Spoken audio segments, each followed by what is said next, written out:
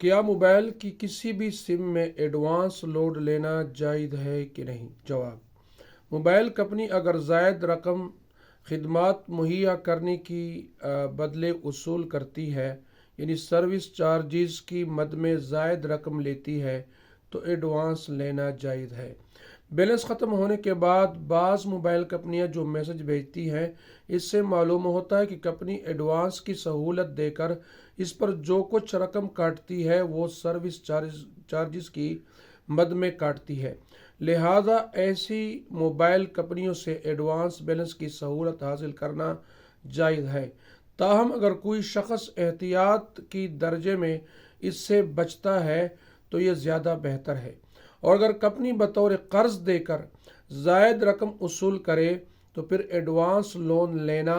ناجائز ہوگا فقط، واللہ تعالی اعلم۔